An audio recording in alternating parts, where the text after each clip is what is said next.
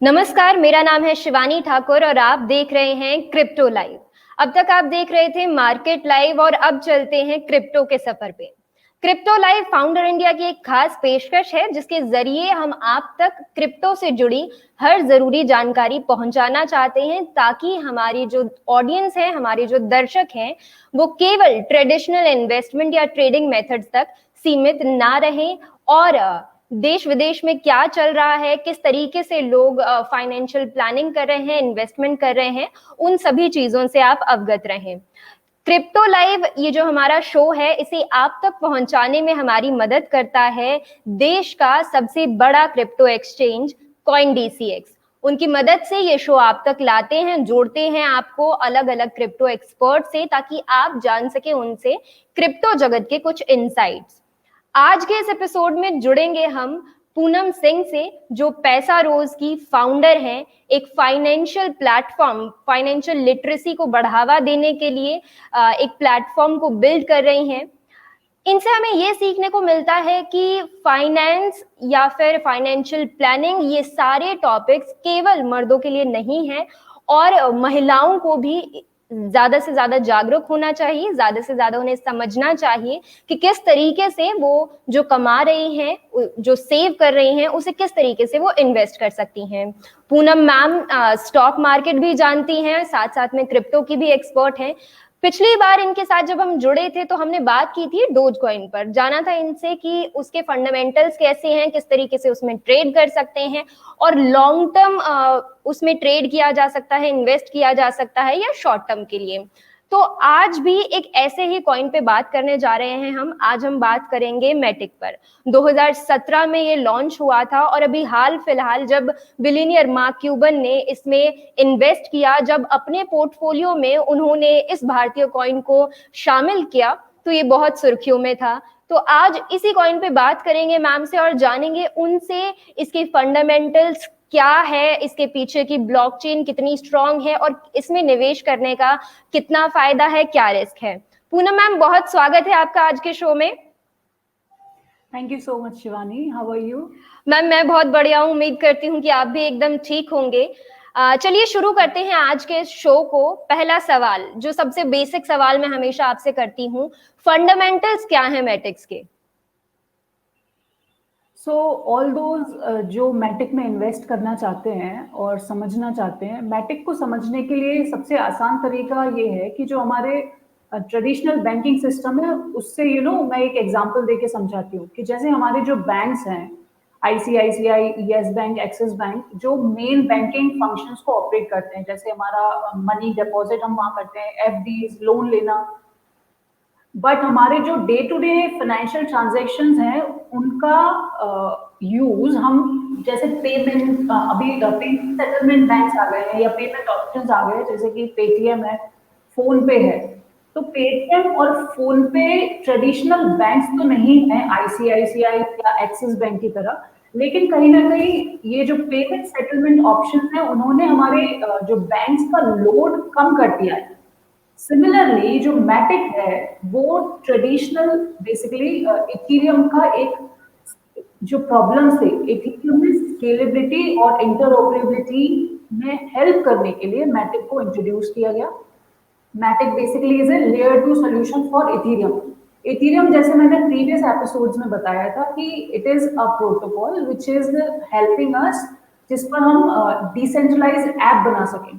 Decentralise app पर जैसे जैसे ट्रैफिक बढ़ेगा, जैसे जैसे लोग इसको यूज करेंगे, तो क्या होता है, जो ट्रैफिक है उसकी वजह से स्पीड कम हो जाती है, डेटा ट्रांसफर में स्पीड कम हो जाती है। एंड इथेरियम में जब आपको ट्रांजेक्शन्स करते हैं, हाई फ्रीक्वेंसी ट्रांजेक्शन्स में गैस फीस बहुत ज्यादा लगता है इथेरियम में।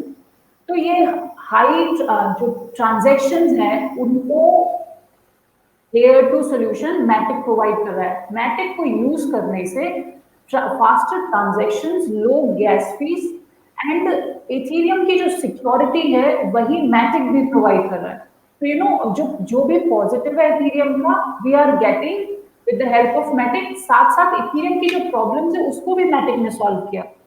So that's why. और दूसरा अच्छी बात ये है कि जैसे जैसे इथेरियम जैसे हम जानते हैं it's one of the fundamental coins जिसका यूसेज और पोटेंशियल अनलिमिटेड है in the future crypto market. लेकिन इसकी जो प्रॉब्लम्स हैं उसको मैटिक सॉल्व कर रहा है, एंड नॉट जस्ट इथेरियम। जहां पर भी इंटरऑपरेबिलिटी या हाई गैस फीस या ट्रैफिक प्रॉब्लम्स है, इथेरियम को बहुत ज्यादा प्रोजेक्ट्स यूज कर रहे हैं, एंड हर उस प्रोजेक्ट को मैटिक की हेल्प की जरूरत पड़ेगी। So Matic as of now 400 projects, मतलब this is the record I know, जब last check किया था 400 projects have adopted Matic for all those scalability, basically major इसको scalability solutions provide करता है Matic। स्केलेबिलिटी सॉल्यूशन मींस इसको large masses तक पहुंचाने के लिए जो फैसिलिटीज चाहिए इथेरियम को वो मैटिक प्रोवाइड करता है। So that is the fundamental of Matic. ठीक है मैम, इसमें आप ग्रोथ पोटेंशियल कितना देखते हैं? जिस तरीके से जब हम, आपने पिछली बार बताया था कि अगर कोई अपने शुरुआती दौर में है, जब वो क्रिप्टो में निवेश करने के एकदम शुरुआती दौर में है, तो वो बिटकॉइन और इथेरियम के साथ एकदम सेफ प्ले कर सकता है, उनके साथ जा सकता है। तो मैटिक एक बहुत अच्छा ऑप्शन हो जाता है। अभी कम दामों में मिल रहा है, हो सकता है आने वाले वक्त में इसका दाम बहुत ज्यादा बढ़ जाए, तब हमें ये बिटकॉइन या इथेरियम जैसा मुनाफा दे सकता है। तो ग्रोथ पोटेंशियल मैम आप कितना देख रहे हैं मैटिक में? जैसे मैंने बताया कि Matic is providing the solutions to the problems of Ethereum. तो जितना पोटेंशियल आप इथेरियम में देखते हैं, जितना यूसेज आगे जाके इथेरियम का रहेगा, उससे कई ज्यादा मैटिक का रहने वाला है। इसीलिए within short duration Matic ने अपना जो पोजीशन है ग्लोबली बहुत ही स्ट्रॉन्ग अपना स्टैंड या मार्केट पोजीशन बना लिया है। And not just India but globally बहुत सारे कंट्रीज हैं जो मैटिक को यूज कर रहे हैं। And recently governments are adopting, जो बेसिकली इंस्टीट्यूशनल इन्वेस्टर्स हैं, दे आर अडॉप्टिंग मैटिक। क्योंकि इंस्टीट्यूशनल इन्वेस्टर्स, जैसे आप समझते हैं कि जो बड़े बड़े बैंक्स हैं या बड़े एमएनसीज हैं या top 5 companies of the globe, वो मैटिक को इसलिए अडॉप्ट करना चाहते हैं because whenever there is portfolio management, जो पोर्टफोलियो मैनेजमेंट कंपनीज है या इंस्टीट्यूशनल इन्वेस्टर्स है, उनका ट्रेडिंग फ्रीक्वेंसी कम रहता है, लेकिन जब लार्ज वॉल्यूम में ट्रांजैक्शन करना हो या इन्वेस्टमेंट करना हो तो Matic becomes preferable than Ethereum. तो इथेरियम तो मैटिक का इसलिए बहुत ज्यादा पोटेंशियल है, एज अगर मतलब इथेरियम से ज्यादा नहीं तो उससे कम भी नहीं। ठीक है मैम, ज्यादातर क्या होता है कि बिटकॉइन बहुत ज्यादा ट्रस्ट वर्दी हो चुका है। अब उसने जितना मुनाफा दिया है बीते वक्त में, उसे लेकर लोगों को लगता है कि उसकी टक्कर का तो कोई है नहीं। या इथेरियम हो गया, इथेरियम भी बिटकॉइन जैसा ही माना जाता है, उसका रेप्लिका माना जाता है। तो अगर आपको कंपैरिजन करके हमें इनके फर्क समझाने हो तो क्या इनमें कुछ खास ऐसे डिफरेंस हैं जिनसे हम समझ सकते हैं कि मैटिक किस तरीके से आने वाले वक्त में अच्छा परफॉर्म कर सकता है? आप ये कंपेयर नहीं कर सकते। हर एक क्रिप्टो प्रोजेक्ट का एक अलग अल्टीमेट मोटिव रहता है, एक पोटेंशियल अलग रहता है, एंड यूटिलिटी अलग रहता है, एंड जो फंक्शनिंग है, ब्लॉकचेन है, वो भी अलग रहते हैं। बिटकॉइन को जब आप देखते हैं कि बिटकॉइन कहीं ना कहीं इट मेक्स अ फंडामेंटल और फाउंडेशन ऑफ क्रिप्टो मार्केट। क्यों? Because it is a store of value. उसमें आप जितना पैसा डाल देंगे वो इन द लॉन्ग रन पैसा बढ़ेगा ही, क्योंकि उसकी डिमांड बढ़ेगी एंड सप्लाई कम रहेगी। जहां सप्लाई कम डिमांड ज्यादा, वहां वैल्यू बढ़ जाती है। Bitcoin initially the ultimate motive of bitcoin is कि वो स्टोर ऑफ वैल्यू का काम करेगा। जिस वजह से हम प्रॉपर्टी या गोल्ड में इन्वेस्ट करते थे, उस वजह से आप बिटकॉइन में इन्वेस्ट कर सकते हैं। लेकिन when you see Ethereum crypto और बेसिकली जो इंटरनेट है उसको रेवोल्यूशनाइज करने में हमारी हेल्प करेगा। कैसे? कि जो अभी हम किसी भी तरीका का क्लाउड प्रोजेक्ट्स या एप्स को डेवलप करते हैं, तो they take some sort of services like Amazon web services या क्लाउड स्टोरेज सर्विसेज किसी ना किसी एक अथॉरिटी या बॉडी से लेना पड़ता है। लेकिन धीरे धीरे जो डिसेंट्रलाइजेशन हो रहा है ब्लॉकचेन की मदद से, तो उस वजह से Ethereum will be very useful for the markets. जो हमारा day to day crypto projects आएंगे अलग अलग, उनमें इथीरियम का यूसेज रहेगा। जैसे फॉर एग्जांपल अभी एज ऑफ नाउ जो हम जैसे अलग अलग रिपल या ट्रोन या कोई भी क्रिप्टो प्रोजेक्ट है, जो मार्केट का यूसेज है वो इथीरियम की मदद से होगा। लेकिन इथीरियम में जो प्रॉब्लम्स हैं, scalability, high traffic, high gas fees, उसको सॉल्व करता है Matic. So Matic is the solution to Ethereum. तो आप जहाँ कंपैरिजन की बात कर रहे हैं, तो यहाँ इन तीनों का ही अलग अलग यूज हो गया, तो हम उनको कंपेयर नहीं कर सकते, ये अलग अलग ब्लॉकचेन्स हैं। And Matic is also providing multi chain systems, जैसे एवलांच, पोल्काडॉट, कॉस्मोस, ये सारे भी मल्टी चेन इकोसिस्टम्स प्रोवाइड करते हैं। सिमिलरली मैटिक भी प्रोवाइड करता है, बस फर्क ये है कि मैटिक उसको high speed and low gas fees plus Ethereum की जो सिक्योरिटी है उसके साथ हमको प्रोवाइड करता है। So don't compare them. They have different functions.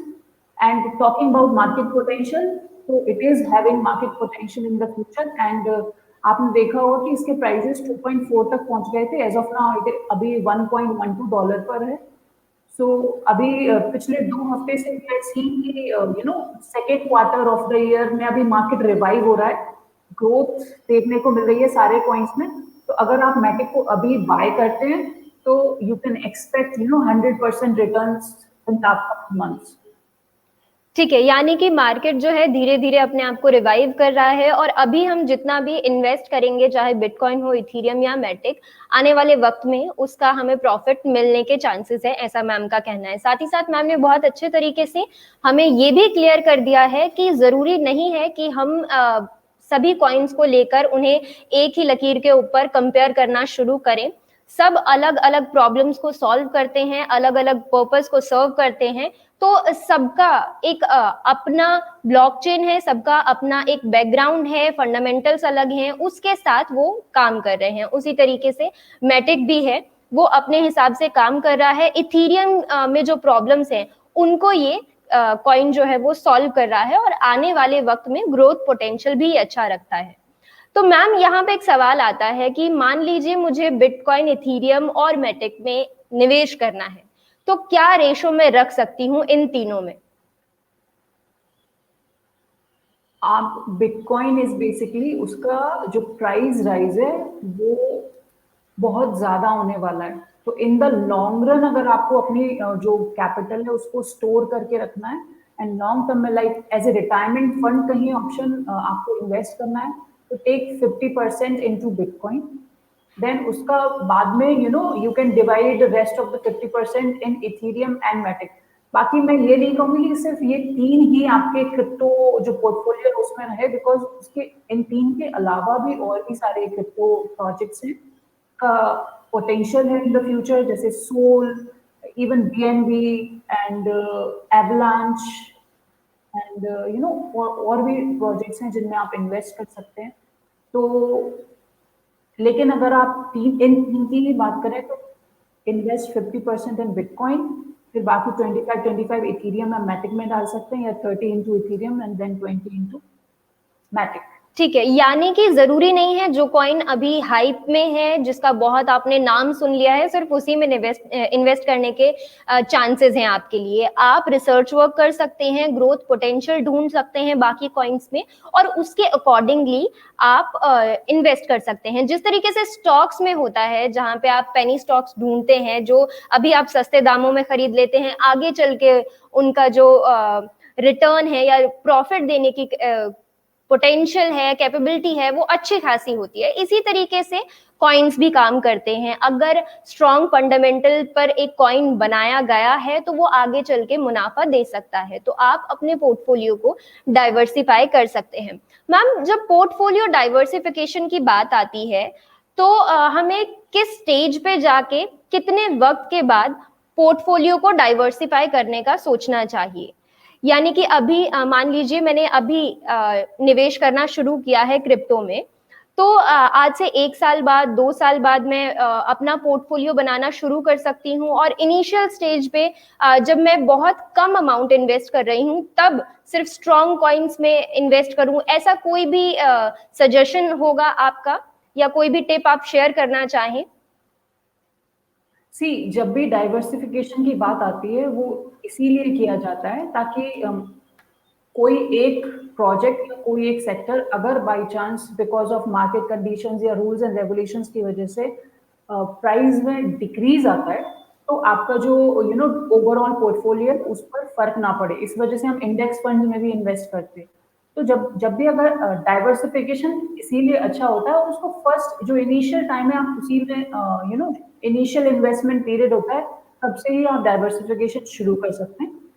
लेकिन जैसे आप क्रिप्टो की बात कर रहे हैं, अगर क्रिप्टो की क्योंकि आपको बहुत ज्यादा जानकारी नहीं है, तो वही कॉइन्स में इन्वेस्ट कीजिए जो स्ट्रॉन्ग फंडामेंटल्स को रखते हैं, जिनके उनके पीछे एक प्रॉपर रिसर्च टीम, एक स्ट्रॉन्ग ब्लॉकचेन काम कर रहा है। तो डाइवर्सिफिकेशन आप इनिशियल पीरियड से भी कर सकते हैं। एंड जैसे बिटकॉइन मैंने अभी बताया कि बिटकॉइन, इथेरियम, मैटिक, अगर आप 3 प्रोजेक्ट्स में भी डालेंगे, उनका जो ग्रोथ रेट होगा वो अलग अलग होगा। तो मान लीजिए मैटिक अगर 10% से ग्रो करता है इन नेक्स्ट 1 मंथ, और बिटकॉइन सिर्फ 4% और इथेरियम सिर्फ 4 to 5%, तो कहीं ना कहीं आपका जो पोर्टफोलियो है वो इंक्रीज कर देगा बिकॉज ऑफ मैटिक। तो डाइवर्सिफिकेशन इसीलिए किया जाता है कि बाई चांस कोई एक प्रोजेक्ट भी अगर अच्छे ग्रोथ रेट की ग्रोथ रेट से आगे बढ़ता है, तो हमारे पोर्टफोलियो को वो हमेशा एक पॉजिटिव साइड में ही रखेगा। तो डाइवर्सिफिकेशन इनिशियल स्टेजेस से ही करना अच्छा रहता है। ठीक है, यानी कि डाइवर्सिफिकेशन हमें सिर्फ अपना रिस्क मैनेज करने के लिए नहीं करना है, बल्कि इनिशियल स्टेज से ही शुरू कर देना है, ताकि हम सीखते जाएं कि कौन से कॉइन किस तरीके से काम कर रहे हैं। हो सकता है इनिशियल स्टेज पे आपने जिस कॉइन में इन्वेस्ट किया हो वो आने वाले 1-2 साल में अच्छा रिटर्न देने लगे आपको, और आप उसका जो अमाउंट आप उसमें इन्वेस्ट कर रहे हैं उस अमाउंट को आप बढ़ा सकें, ज्यादा प्रॉफिट उसमें कमा सकें। तो इस वजह से डाइवर्सिफिकेशन इनिशियल स्टेज में आपको करनी चाहिए, ताकि आप ज्यादा लंबे टाइम तक इन्वेस्टेड रह सके, ज्यादा अच्छे तरीके से कॉइन्स को सीख सके, वो किस तरीके से काम कर रहे हैं, क्या ग्रोथ रेट है, और आने वाले वक्त में उनकी क्या पॉसिबिलिटीज हैं। मैम, अभी बहुत सारे केसेस जो हैं क्रिप्टो में फ्रॉड के भी सामने आ रहे हैं। जब हम इनिशियल स्टेज में इन्वेस्टमेंट करना शुरू करते हैं क्रिप्टो में, तो आप जानते हैं कि कितना तामझाम करना पड़ता है, केवाईसी से लेकर उसमें पैसे डिपॉजिट करना, उसके बाद कॉइन्स को परचेज करना, और फिर उन्हें संभाल के रखना, सिक्योरिटी कीज को संभाल के रखना। तो यहाँ पे कोई भूल चूक होने के चांसेस होते हैं। तो आप कुछ सेफ्टी टिप्स वगैरह देना चाहेंगे ऑडियंस को?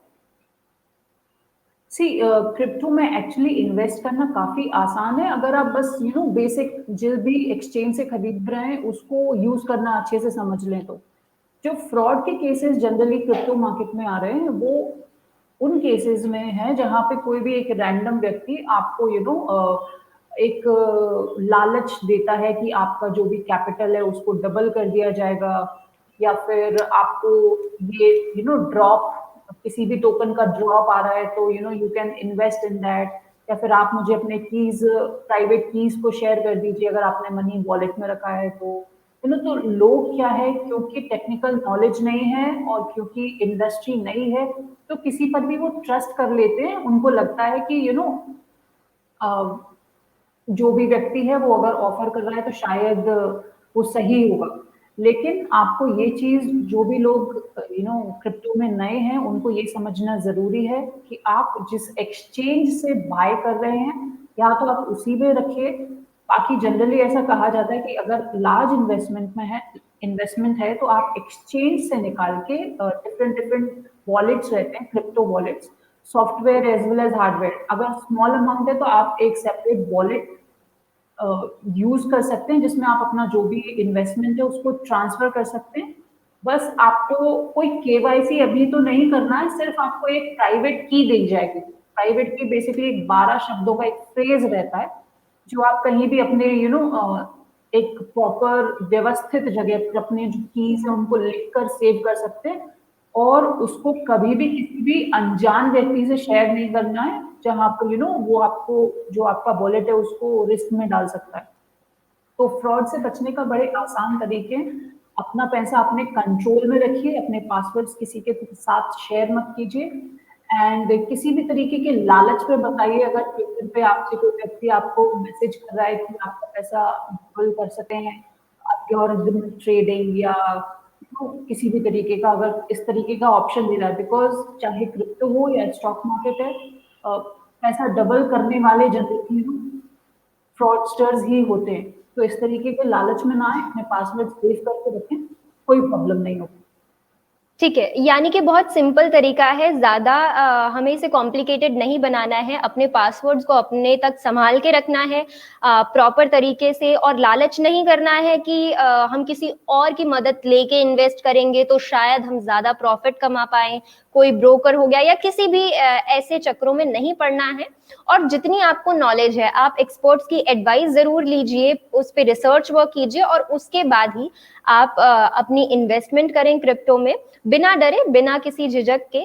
हाँ, अगर इन्वेस्टमेंट अमाउंट आपका बढ़ जाता है तो हॉट वॉलेट, कोल्ड वॉलेट होते हैं, आप उनमें अपना जो अमाउंट है उसे ट्रांसफर करके सेफली रख सकते हैं। तो ये था पूरा आज का क्रिप्टो लाइव, जहां हमने बात की मेटिक पर, उसके फंडामेंटल्स पर, कुछ इन्वेस्टमेंट की टिप्स ली मैम से, फ्रॉड से कैसे बचा जाए उस पर भी बात की। पूनम मैम, आज के शो में हमारे साथ जुड़ने के लिए बहुत धन्यवाद। Thank you so much. तो ये थी पूनम सिंह हमारे साथ, हमारी आज की क्रिप्टो एक्सपर्ट, पैसा रोज की फाउंडर हैं। बहुत बढ़िया तरीके से इन्होंने हमें समझाया कि मेटिक जो आजकल बहुत चर्चाओं में है, उसमें हम किस तरीके से इन्वेस्ट कर सकते हैं, उसके फंडामेंटल्स क्या हैं, उसका कंपैरिजन किस तरीके से हम कर सकते हैं, और वो कौन सी प्रॉब्लम्स को सॉल्व करने के लिए बनाया गया है, आगे ग्रोथ पोटेंशियल उसका क्या है। ये इन सारे टॉपिक्स पर हमने आज के इस एपिसोड में बात की है। कल के एपिसोड में भी इसी तरीके की इंटरेस्टिंग इंफॉर्मेशन लेकर आप तक पहुंचेंगे और क्रिप्टो से जुड़ी ज्यादा से ज्यादा जानकारी हम हमारे दर्शकों तक पहुंचाने की पूरी कोशिश करते रहेंगे। तो आज के इस शो को यहीं विराम देते हैं, इसके बाद हम चलेंगे शुभांक पर, और पहले भी हम इस शो को किया करते थे, इसे फिर से कंटिन्यू करेंगे। मार्केट में किस तरीके से हम ट्रेड कर सकते हैं, हमारे न्यूमरोलॉजिस्ट जुड़ेंगी हमारे साथ, जानेंगे उनसे कि वो क्या टिप्स देना चाहती हैं हमें, और क्या न्यूमरोलॉजी एस्ट्रोलॉजी के हिसाब से मार्केट किस तरीके से इस हफ्ते परफॉर्म करेगा, ये भी जानेंगे। मिलते हैं एक ब्रेक के बाद, तब तक के लिए मुझे दीजिए इजाजत।